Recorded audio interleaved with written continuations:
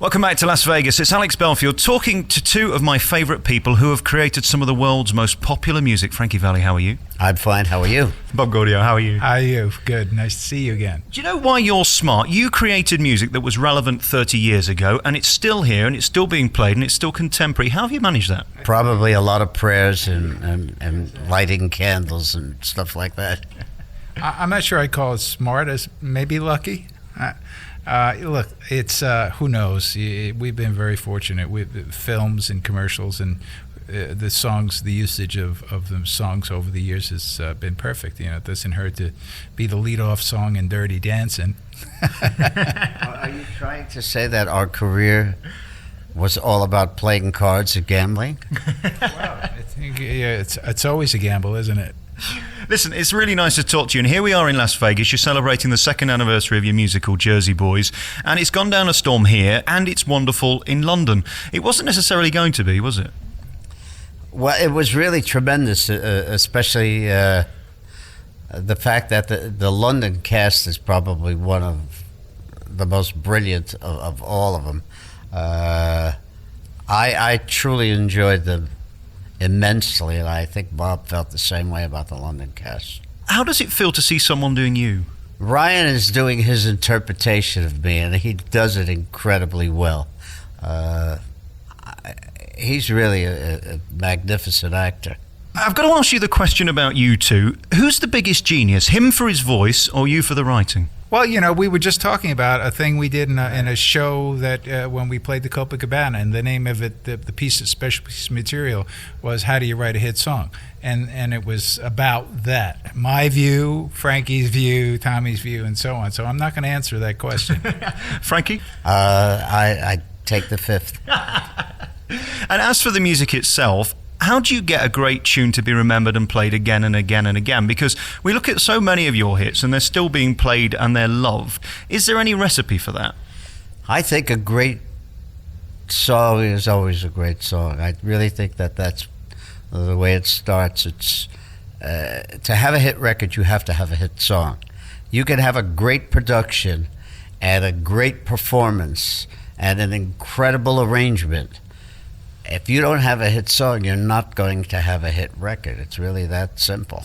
And that's part of the drama of this show, Jersey Boys, getting that first hit song. And thanks to you, they did. Yeah, well, I don't know about thanks to me. It was, you know, it was just a magical combination. What would Sherry be? What would it sound like if Barry Manilow sang it? I love Barry, okay? But, you know, I mean, there's just certain magic that happens with the right chemistry all comes together. The voice, the song, the track, the musicians and all. And, you know, and that was one of those times. Now, it's not gambling, it was magic. I mean, we went from gambling to magic. And tell me about what it's like to be one of the biggest stars in the world and fronting a group that everybody's heard of. Does that ever become normal? I really don't know, to tell you the truth. I never looked at it that way, you know. But it is true, isn't it? I never looked at myself as being one of the big stars in the world. I love what I do, and I probably would be doing it if it were for $6 a night and there were no success. I'd be working in some little bar. I walked through the door here at the Venetian, and the first thing I hear is, if it weren't for us, there wouldn't be the Beatles. What were you talking about? Oh, boy, here we go. No, we were talking about, we were forced into trying to do what everyone else was doing when we first had success, and that was perform, say, like the Four Tops, you know, get out with the microphone, do the choreography, and so on.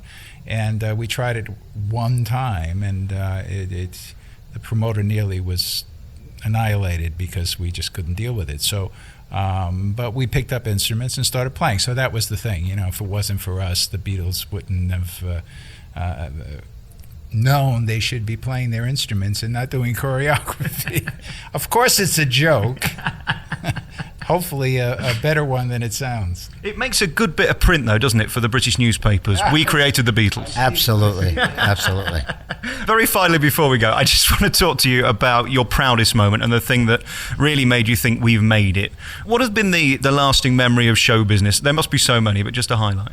I wouldn't even know where to begin. I mean, for me, everything from the fact that when I was just a kid, my mom took me to see Frank Sinatra for the very first time I'd ever seen anybody on a stage. And then later on, becoming friends, and all of the various things that have gone on. We've had the opportunity to work with Sam Cooke and Jackie Wilson and Jerry Butler and Gladys Knight and Ike and Tina Turner, and I mean, and the list goes on. You know, where do you and have a play that's a big hit on Broadway? I don't know what, you know. It's all been great. And my final question to you, Bob: when you see your name on the billboards and Jersey Boys is all over the world, did you ever think it would come to this? Well, I've been writing the score for this for 40 years, you know, of course.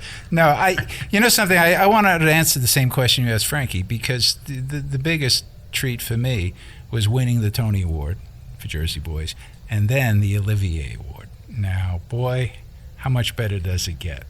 You didn't just win one either, did you? No, we've won a number of them. So, you know, it's just such a thrill to have that happen. What a way to go out, huh?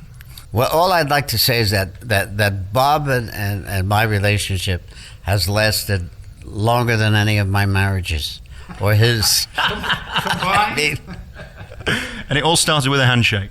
And it did, right. You know, it's really, I think it's a great chemistry. Everything about what's gone on in my life, even when I look at the times where I was wishing that more was going on,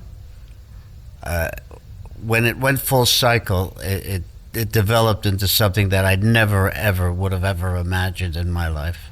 Congratulations on being part of my show every single day. It's really nice to meet you both, Bob and Frankie. Thank you. Thank you. You too.